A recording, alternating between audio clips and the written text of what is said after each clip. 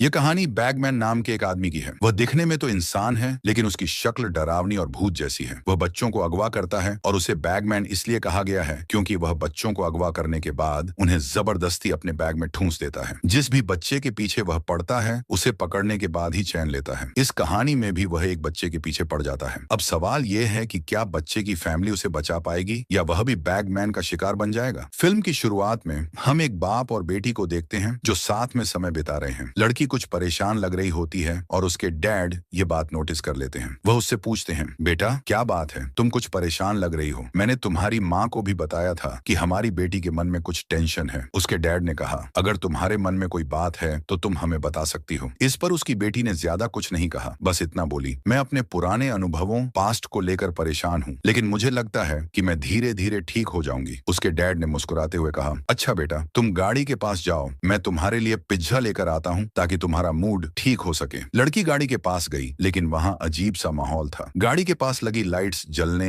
और बुझने लगी। फिर अचानक सारी लाइट्स एकदम से बंद हो गईं। ये देखकर लड़की बहुत डर गई। काफी देर हो चुकी थी और उसके डैड भी वापस नहीं आए थे। डर और चिंता में उसने खुद ही अपने डैड के पास जाने का फैसला किया। वह उस होटल पहुंच गई जहां से उसके डैड पिज्जा लेने गए थे। होटल पूरी तरह खाली था। जब लड़की अंदर गई और अपने डैड को देखने लगी तो उसने देखा कि वो जमीन पर पड़े हुए थे। उनकी हालत बहुत खराब थी। वो जख्मी थे और उठ भी नहीं पा रहे थे। ऐसा लग रहा था जैसे उनके हाथ पैर काम नहीं कर रहे थे, जैसे वो पैरालाइज हो गए हों। अपने डैड की ऐसी हालत देखकर लड़की बहुत घबरा गई, पर इससे पहले कि वह कुछ समझ पाती वहां बैगमैन आ गया। उसने लड़की को पकड़ लिया और जबरदस्ती उसे अपने बैग में ठूंसने लगा। जैसे ही उसने बैग की जिप बंद की, लड़की की वहीं मौत हो गई। इस हादसे को 4 साल बीत जाते हैं। इसके बाद कहानी एक नई फैमिली की ओर बढ़ती है। इस फैमिली में हस्बैंड का नाम पैट्रिक था। उसके साथ उसकी वाइफ और उनका छोटा सा बेटा रहता था। ये फैमिली अपनी जिंदगी खुशी खुशी बिता रही थी। आज पैट्रिक के घर उसका भाई और उसकी वाइफ की बहन उनसे मिलने आते हैं। वे अक्सर उनसे मिलने आते रहते थे। पैट्रिक और उसका भाई लकड़ी का बिजनेस करते थे। पैट्रिक अपने भाई को बताता है, मैंने एक मशीन बनाई है जो पेड़ों की कटाई बहुत अच्छी तरह और कम समय में कर सकती है। इस मशीन के इस्तेमाल से हमारी बहुत सारी मेहनत और पैसे बच जाएंगे। जब उसके भाई ने मशीन का काम देखा तो वह भी बोला, हाँ भाई, ये प्रोजेक्ट सच में बहुत बढ़िया है, सभी लोगों को ये बहुत पसंद आएगा। इस बीच पैट्रिक की वाइफ करीना अपनी बहन से बातें कर रही थी। फिर जैसे ही रात हुई, पैट्रिक का भाई और करीना की बहन वहां से चले जाते हैं। रात को जब पैट्रिक डस्टबिन में कचरा डाल रहा था, तभी घर की लाइट्स जलने बुझने लगती हैं। उसे जंगल की तरफ से कुछ अजीब सी आवाजें भी सुनाई देने लगती हैं। पैट्रिक को लगने लगा कि जरूर जंगल में कोई आया है, इसलिए वह देखने के लिए वहां गया, लेकिन उसे वहां कोई नहीं दिखा। ये देखकर वह थोड़ा घबरा गया और वापस घर आ गया। सुबह होते ही पैट्रिक अपनी कंपनी में चला गया, जहां उसका भाई भी मौजूद था। दोनों भाई वर्करों से काम करवा रहे थे। ये कंपनी उनके डैड ने शुरू की थी, लेकिन अब उनके डैड की मौत के बाद इसका मालिकाना हक इन दोनों भाइयों के पास था। पैट्रिक का भाई कहता है, जब से डैड की मौत हुई तब से मुझे बुरे बुरे सपने आते थे, लेकिन धीरे धीरे मैंने खुद को संभाल लिया। पैट्रिक लकड़ी को चाकू से तराशते हुए एक उल्लू बना रहा था। उसने लकड़ी से कई और जानवर भी बनाए थे जो उसे उसके डैड ने बनाना सिखाया था। थोड़ी देर बाद पैट्रिक का भाई वहां से चला गया, लेकिन पैट्रिक वहीं बैठा अपने बचपन के बारे में सोचने लगा। उसे याद आया कि बचपन में एक बार वह अपने भाई के साथ एक गुफा केव के पास गया था। एक समय था जब इस गुफा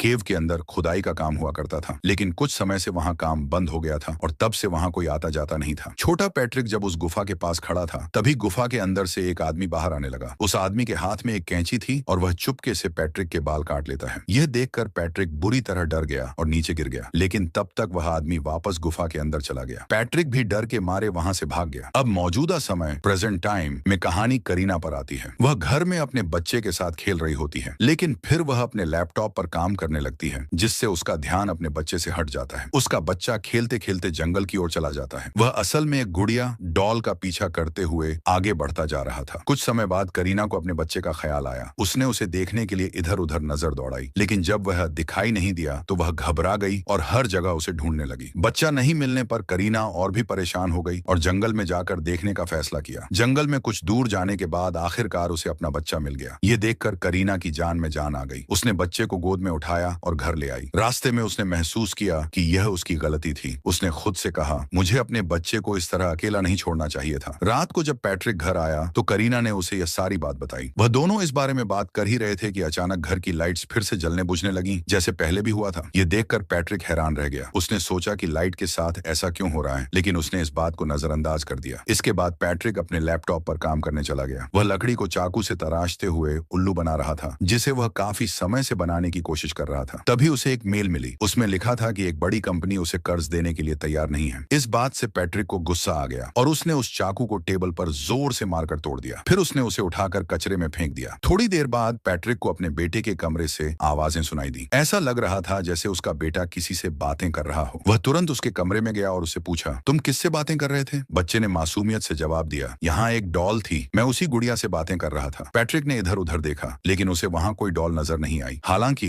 उसने इस बात को नजरअंदाज किया और अपने बेटे को सुला दिया। जब वह वापस लौट रहा था तभी घर की लाइट्स एक बार फिर जलने बुझने लगी। इस बार पैट्रिक काफी परेशान हो गया। वह अपने कमरे में जाकर खिड़की से जंगल की तरफ देखने लगा। उसे महसूस हुआ कि जंगल में कोई इंसान है। पैट्रिक ने तुरंत अपना बेसबॉल बैट उठाया और घर के बाहर आ गया। जंगल की तरफ देखते हुए उसने जोर से कहा, जो भी हो मजाक करना बंद करो, समझे? और सीधी तरह सामने आओ, नहीं तो मैं तुम्हें देख ही लूंगा। इतना कहकर वह इंतजार करने लगा, लेकिन जंगल से कोई भी नहीं आया। तभी करीना भी अपने बच्चे को लेकर बाहर आ गई। पैट्रिक अपनी वाइफ करीना से कहता है, तुम घर के अंदर जाओ जल्दी से, क्योंकि लगता है कोई हमारी जासूसी कर रहा है। रात तो जैसे तैसे गुजार ली जाती है, लेकिन अगली सुबह पैट्रिक और करीना पुलिस को बुला लेते हैं और उन्हें सारी बात बताते हैं। पुलिस आकर उनके घर और जंगल की पूरी छानबीन करती है, लेकिन उन्हें कुछ अजीब नहीं मिलता। जब पुलिस छत पर चेक करने जाती है तो वहां लकड़ी के कुछ टुकड़े पड़े होते हैं। ये देखकर पैट्रिक हैरान होकर कहता है, ये लकड़ी के टुकड़े यहाँ कैसे आए? इन्हें तो मैंने कचरे में फेंक दिया था। तब पुलिस ऑफिसर उन लकड़ी के टुकड़ों को सबूत के तौर पर अपने पास रख लेते हैं और पैट्रिक को अपना नंबर देते हुए कहते हैं, तुम बस होशियार रहना, अगर कोई मसला बने तो हमें कॉल करके बुला लेना। फिर पैट्रिक एक बार फिर अपने काम में लग जाता है। जब उसने कचरा चेक किया तो उसे वही उल्लू मिल जाता है जो उसने बचपन में बनाया था, लेकिन उसे यह समझ में नहीं आता कि बचपन वाला यह उल्लू मेरे पास में कैसे आया। इसलिए वह इस बारे में अपनी वाइफ करीना से पूछता है, क्या यह उल्लू तुम लेकर आई हो? करीना जवाब देती है, नहीं, मैंने तो इसे पहली बार देखा है। यह उल्लू पैट्रिक को कुछ समझ नहीं आता। वह सोच में पड़ जाता है, आखिर मेरे बचपन का खिलौना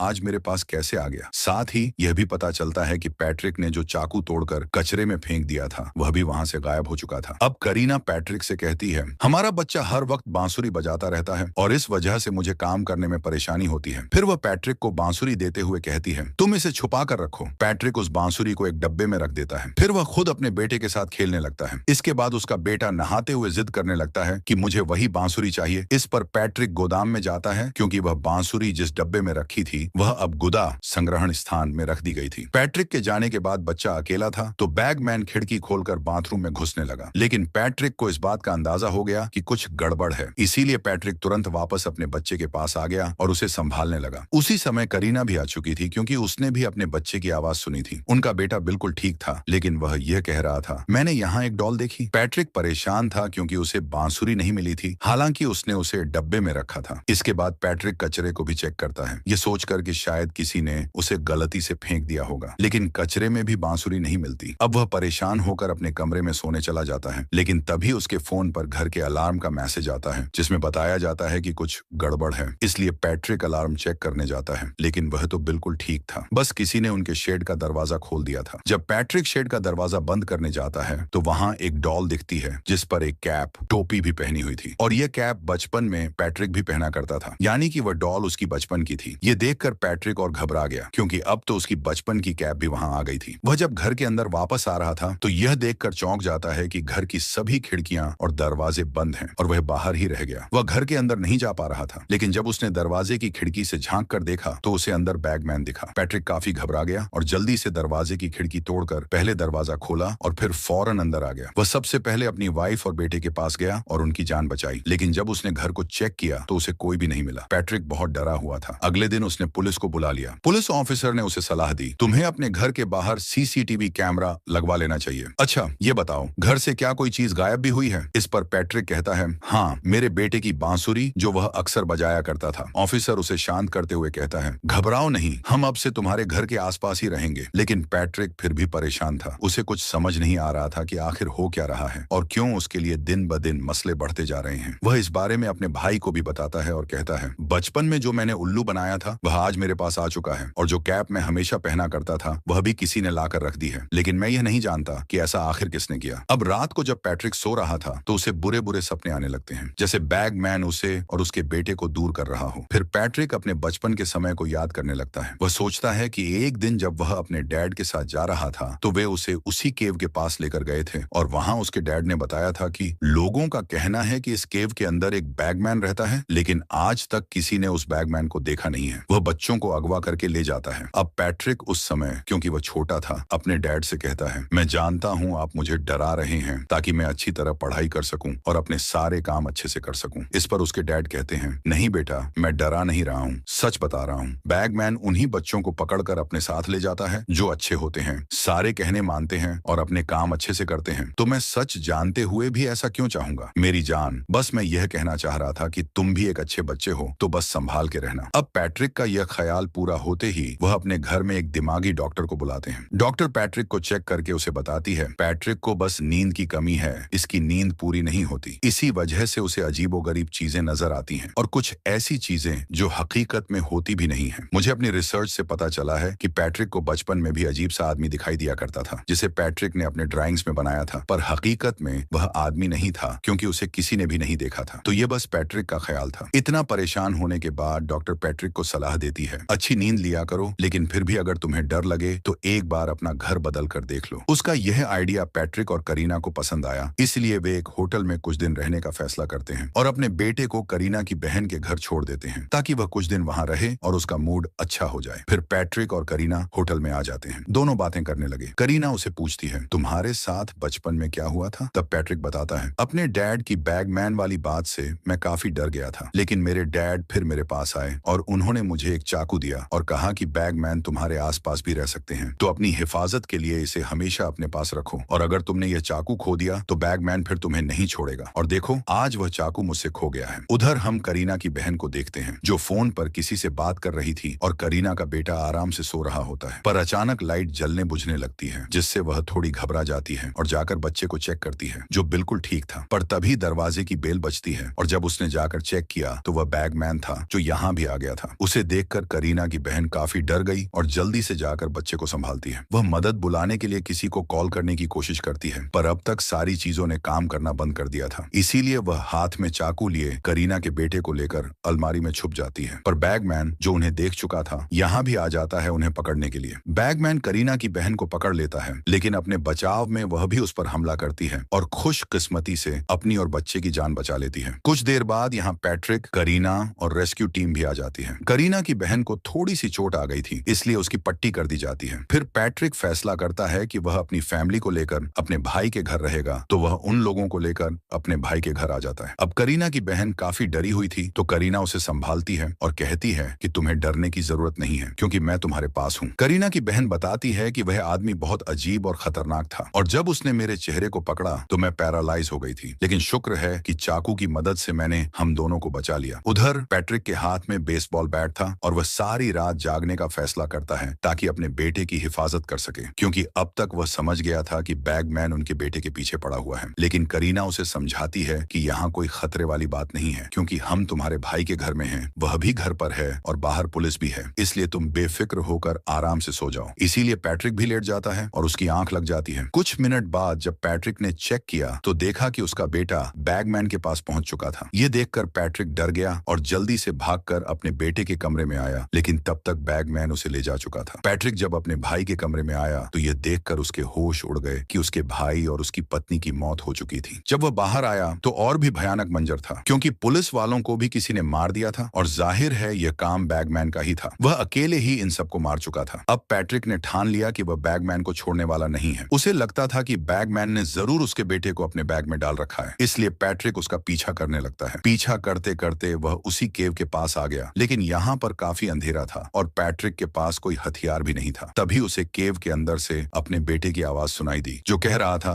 डैड प्लीज मुझे बचा लीजिए। यह सुनकर पैट्रिक के अंदर की डर और चिंता और बढ़ गई और वह उस केव में जाकर अपने बेटे को ढूंढता हुआ काफी आगे चला जाता है। उसने देखा कि वहां बहुत सारी मोमबत्तियां जली हुई थीं और जगह जगह घोंसले भी बने हुए थे जिनमें उन बच्चों का पसंदीदा सामान पड़ा हुआ था जिन्हें बैगमैन उठाकर अपने बैग में डालकर ले जाता था। तभी पैट्रिक एक बैग खोल देता है जिसके अंदर वही डॉल थी जो उसके बेटे को अक्सर दिखाई देती थी। पैट्रिक को यह महसूस हुआ कि इसके अंदर से उसके बेटे की आवाज आ रही है, यानी उसका बेटा यहाँ नहीं था बल्कि उसे इस डॉल के जरिए बेवकूफ बनाया गया था। यह देखकर पैट्रिक और भी गुस्से में आ गया और उसने उस डॉल को तोड़ दिया। उधर करीना और उसकी बहन को उनका बच्चा मिल गया था जिसे वे संभाल रहे थे और पुलिस को कॉल करके बुला लिया। पैट्रिक, जो अब भी केव के अंदर था, कहता है, तुम जो कोई भी हो, सामने क्यों नहीं आते? उसका यह कहना था कि तभी बैगमैन आ जाता है और वह पीछे से पैट्रिक का मुंह पकड़ लेता है, उसे अपने साथ ले जाने लगता है। वो काफी भयानक और किसी भूत जैसे दिख रहा था और उसके साथ एक बैग भी था। उसके मुंह पर हाथ रखने के कारण पैट्रिक पैरालाइज हो जाता है। वह हिल भी नहीं पा रहा था, बस लेटा हुआ था। तभी उसने सामने के घोंसले में देखा जहां उसका वही चाकू पड़ा हुआ था जिसे उसने पहले तोड़कर कचरे में फेंक दिया था, जो बाद में गायब हो गया था। किसी तरह पैट्रिक ने वह चाकू उठाया और बैगमैन की गर्दन में घुमा दिया। वहीं उसे वह फ्लूट भी मिल गया जो उसका बेटा अक्सर बजाया करता था। अब किसी तरह पैट्रिक उठकर यहाँ से भागने की कोशिश करता है, लेकिन बैगमैन उसकी जान छोड़ने वाला नहीं था। वह भी उसका पीछा करता है। तब पैट्रिक ने फ्लूट को केव से बाहर फेंक दिया, लेकिन बैगमैन ने उसे पकड़कर पैट्रिक को मुंह से पकड़ लिया और उसे अपने साथ बैग में डालने की कोशिश करने लगा। पैट्रिक की हड्डियां बुरी तरह टूट जाती हैं, यानी उसकी दर्दनाक मौत हो जाती है। तब तक करीना भी पुलिस को लेकर केव के बाहर आ जाती है। वहां पड़ी फ्लूट देखकर पुलिस को समझ में आ जाता है कि पैट्रिक केव के अंदर है, इसलिए कई पुलिस वाले केव के अंदर जाते हैं, लेकिन अफसोस उन्हें पैट्रिक नहीं मिलता। तभी हमें पता चलता है कि पैट्रिक को बचपन में उसके डैड ने यह भी बताया था कि बैगमैन सिर्फ खूबसूरत और छोटे बच्चों को ही पसंद करता है, जिन्हें वह अपने साथ ले जाता है। जो बच्चा उसकी नजर में आता है, बैगमैन उसके बाल काट लेता है और फिर उस पर नजर बनाए रखता है। अब भले ही बच्चे बड़े हो जाएं, बैगमैन उनका पीछा करना नहीं छोड़ता। फिर जब उसे मौका मिलता है तो वह उस बच्चे को अपने बैग में डालकर ले जाता है। इसी वजह से पैट्रिक के बचपन में बैगमैन ने उसे पसंद किया, उसे अपनी नजरों में रखना शुरू किया और उसके बाल काट दिए। हालांकि पैट्रिक बड़ा हो गया, लेकिन बैगमैन ने उसका पीछा नहीं छोड़ा और अंत में उसे अपने साथ ले गया। इससे हमें यह पता चलता है कि बैगमैन पैट्रिक के लिए आया था, न कि उसके बेटे के लिए, और आखिरकार वह उसे हमेशा के लिए अपने साथ ले गया। इसी दुख भरी समाप्ति के साथ फिल्म खत्म हो जाती है।